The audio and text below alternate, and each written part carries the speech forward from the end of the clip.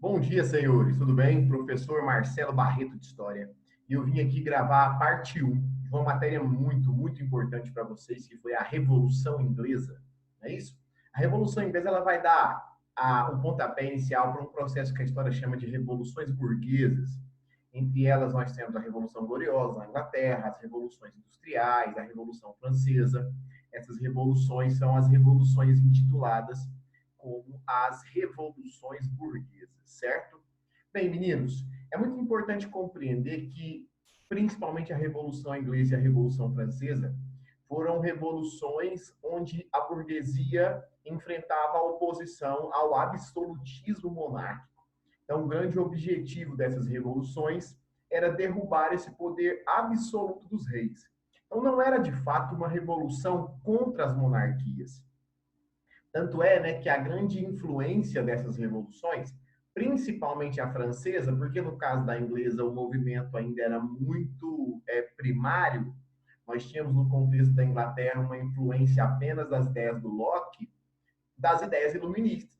E lembra que a grande maioria dos pensadores iluministas eram pensadores monarquistas, eles defendiam monarquias, porém, monarquias não absolutas, monarquias limitadas.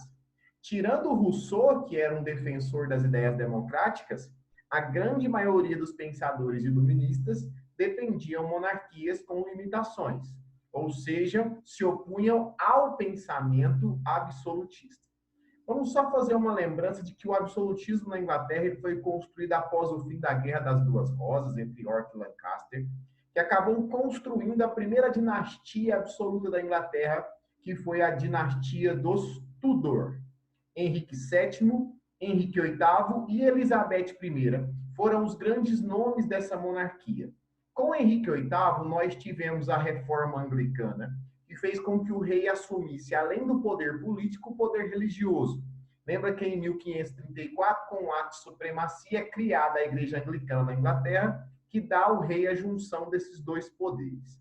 Henrique VIII, meninos, deixa eu colocar aqui um material que eu estabeleci para vocês, para a gente conseguir trabalhar isso aqui um pouco melhor. Vamos lá. Deixa eu maximizar aqui. Henrique VIII, né, da reforma anglicana, com o ato de supremacia, diminui a influência do parlamento, incentiva o renascimento cultural, as manufaturas. E vamos lembrar que Henrique VIII, né, é aquele cara famoso pela história do divórcio. Casou inicialmente com Catarina de Aragão, depois com Ana Bolena, Catherine de Seymour. Henrique VIII, né, teve aventuras matrimoniais bem movimentadas aí. Nesses seus casamentos, Henrique VIII teve 3 filhos: Edward, Mary e Elizabeth. Eduardo, que virou o rei Eduardo IV, mas que governou com um curto espaço de tempo, de 1547 a 53, quando ele morre. Depois vem sua irmã, Maria Tudor, que vai governar só 5 anos, né? Ficou conhecida como Maria a Sangrenta. E quem consegue de fato assumir o trono inglês pós Henrique VIII foi sua filha mais jovem, Elizabeth I, a rainha virgem. Elizabeth é o grande símbolo do absolutismo na Inglaterra.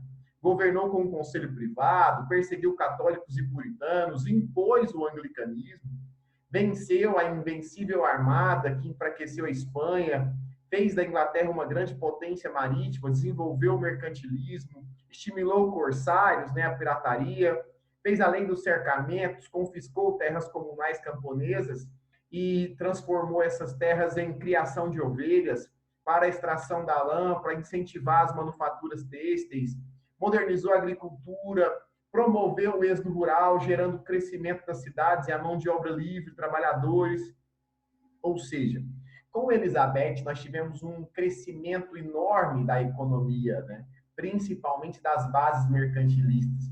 Foi ela que fundou também a primeira igreja calvinista na Inglaterra, né? Que foi a base inicial do puritanismo, que inicialmente ela se opunha, mas depois ela impõe as bases calvinistas, que estimula muito a ideia do trabalho, da prosperidade, da riqueza. Então, isso fez com que Elizabeth se colocasse na história da Inglaterra como um grande nome. Mas Elizabeth ficou conhecida como a Rainha Virgem, pelo fato de não ter se casado e não ter tido filhos, Se ela realmente morreu virgem, eu não sei te explicar, isso também não vem ao caso, a história não vai perguntar isso para nós. Com a morte de Elizabeth I, nós temos o fim da dinastia. Como que uma dinastia pode chegar ao fim? Quando o rei não tem herdeiros, não tem parentes. Lembra aquela irmã mais nova de dois reis que morreram antes, rei e rainha, Eduardo e Maria? E com a morte de Elizabeth, sem filhos, sem herdeiros, a dinastia Tudor chega ao fim. O fim da dinastia Tudor, entenda uma coisa. Todo país monárquico, ele possui o que nós chamamos de linhas de sucessão dinástica, que são famílias nobres que estão na linha de sucessão, de acordo com as origens das famílias, com os matrimônios entre uma família e outra. Isso pode definir, né? Então, se uma dinastia acabar, você tem uma outra família que vai suceder aquilo ali. Tanto é que todos os países monárquicos vêm de várias dinastias. A Inglaterra era Tudor, virou Stuart, né? Hoje são os Windsor. Então, nós temos várias dinastias. Com o fim da dinastia dos Tudor, vem os Stuart, que eram reis escoceses, católicos e defensores do absolutismo.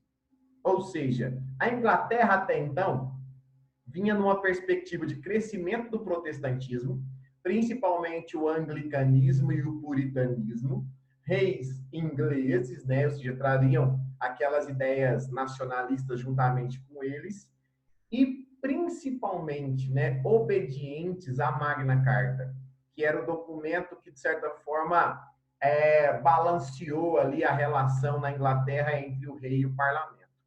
Com a entrada dos Stuart, o primeiro rei foi o Jaime I, alguns autores usam Jaime, né? Ninguém na Inglaterra chama Jaime. E depois Charles I, Carlos I. Eles foram reis que se opunham àquelas bases tradicionais inglesas.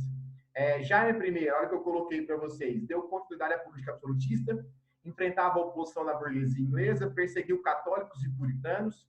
Ele até enfrentou em 1605, não sei se já ouviram falar, uma revolta chamada Revolta da Pólvora, né, onde eles foram para frente do palácio, organizado até por católicos da Inglaterra, tá? Para tentar matar o rei. Então, isso tudo gerou uma certa crise, uma grande rejeição.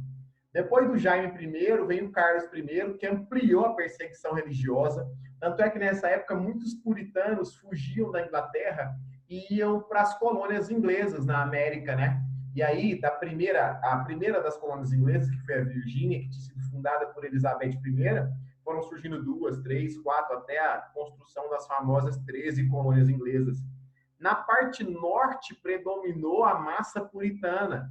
Tanto é que lá na frente, quando você estuda 13 colônias, você vai estudar a diferença entre norte e sul, você vê que o norte se desenvolveu com a mão de obra mais livre, com manufaturas, com comércio, enquanto o sul era a parte mais escravista, o sul era a parte do plantation, da monocultura. Então, esse povoamento fundamental de puritanos no norte e mais católico no sul também influenciou nessa construção desse processo de divisão e diferença das 13 colônias. Em 1628, o parlamento inglês ele instituiu o primeiro Bill of Rights, a petição, a Declaração de Direitos, que determina que o rei não podia criar impostos, convocar o exército e nem mandar prender pessoas sem uma autorização do parlamento, né? Tentando tirar dos reis, no caso o Carlos I, esse poder absoluto. Carlos I reagiu de forma extremamente autoritária, mandou fechar o parlamento e começou a pressionar e a perseguir os líderes que faziam oposição a ele. Isso fez estourar na Inglaterra uma violenta guerra civil que, de fato, vai abrir caminho para a Revolução Inglesa. A Revolução Inglesa, meninos, ela dividiu nessas fases que eu coloquei aqui para vocês. A Guerra Civil, de 42 a 48, o regime republicano, a República do Cromwell, a restauração monárquica e a Revolução Gloriosa. Então, vai ser muito importante a gente pontuar esses princípios básicos da Revolução Inglesa. Essa guerra civil, liderada por um puritano chamado Oliver Cromwell, que vai instituir, vai criar o New Model Army, um novo modelo de exército, e vai criar um exército que foi apelidado de os Cabeças Redondas, que era o exército puritano, que lutou contra as tropas do rei, que eram os Jaquetas Vermelhas. Então, a Guerra Civil na Inglaterra se deu de Cabeças Redondas contra Jaquetas Vermelhas, Cabeças Redondas puritanos, Jaquetas Vermelhas as tropas do rei, da nobreza. Os puritanos vencem a guerra, Carlos I ele é preso e em 1649 eles cortaram a cabeça dele. Isso fez com que o Oliver Cromwell se tornasse o Lord Protetor, o Lord Protector, o Senhor Protetor da Inglaterra, e se tornasse então o governante inglês, que governou a Inglaterra de 1649 a 1658. Esse período é o período da República. O parlamento chegou a oferecer para o Cromwell a coroa, mas ele não quis. Então, nós não tínhamos rei, então não tinha monarquia. É por isso que eu chamo de República Puritana ou República do Cromwell, beleza? A Inglaterra se torna uma república liderada por Oliver Cromwell. A República do Cromwell teve áreas de uma ditadura. Cromwell centralizou muito o poder e praticamente não consultava ou não dividia ali as relações com o parlamento. Inclusive, ele chega a se colocar como um ditador, mas como ele era burguês e o parlamento também era burguês, e as medidas do Cromwell, elas favoreciam a burguesia, de certa forma isso amenizou um pouco esse posicionamento ditatorial do Oliver Cromwell. A burguesia passa a ter representação, as camadas populares ficaram insatisfeitas, perseguiu católicos e anglicanos, impôs o puritanismo, né, as bases do calvinismo, perseguição de opositores, por exemplo, funcionários e cidadãos, deputados, políticos que fossem católicos eram perseguidos, eram excluídos, eram expulsos até da Inglaterra. Mas o mais importante do que o Cromwell fez dentro do contexto da Revolução Inglesa foi a instituição dos atos de navegação. Os atos de navegação foram determinações relacionadas à navegação e ao comércio inglês. Dizia principalmente o seguinte, que os produtos ingleses só poderiam ser transportados em navios ingleses e com, no mínimo, 1/3 da tripulação inglesa. Meninos, todo mundo sabe o que é monopólio, né? Monopólio é controle, é domínio. Com os atos da navegação, Cromwell fortaleceu ainda mais o monopólio inglês. Vamos lembrar que a Inglaterra, por causa dos enclausos, da lei dos cercamentos, ela já tinha uma produção têxtil maior na Europa. Então, isso faz com que ela já inicie o processo que mais tarde, tanto é que depois da Revolução Gloriosa, que já vem no final do século XVII, a Inglaterra vai abrir caminho para a primeira fase da Revolução Industrial, que foi uma revolução têxtil, e os atos de navegação fortalecem demais a Inglaterra nesse sentido, principalmente com o monopólio do comércio de tecidos, expandindo a navegação, né? Porque a Inglaterra, quando fala que ela se torna a rainha dos mares, você não pode pensar que isso foi só militar, mas principalmente econômico. Então, navios ingleses transportando tecidos eram comuns nos mares a partir desse momento, porque os tecidos ingleses só eram vendidos e transportados em navios ingleses. Então, vamos colocar nos dias de hoje que ela ganhava com o tecido e com o frete, você tinha que pagar pelo transporte, e 1/3 da tripulação, de fato, deveria ser inglesa. Ele promove o crescimento da economia inglesa e foi um cara que, para a burguesia, beneficiou demais durante o seu governo. Com a morte de Oliver Cromwell, assume o poder o seu filho. O Oliver Cromwell ele recebeu o título de Lord Protetor, que era um título vitalício e hereditário. E o filho dele chamava-se Richard Cromwell, que acabou sendo deposto em 1659 e inicia na Inglaterra uma restauração Stuart, que vai ser a segunda fase dos reis, o Carlos II e o Jaime II, que vai abrir caminho para a Revolução Gloriosa. Então, até essa parte aqui, ó, de regime republicano, nós trabalhamos essa primeira aula, para a aula não ficar longa, cansativa demais. Na próxima aula eu vou trabalhar a restauração monárquica, a Revolução Gloriosa, e aí eu comento com vocês a parte 2 de Revolução Inglesa. Beleza? Então, tenta montar aí no caderno de vocês. Quem é meu aluno sabe que eu gosto muito de fazer aqueles esqueminhas no quadro.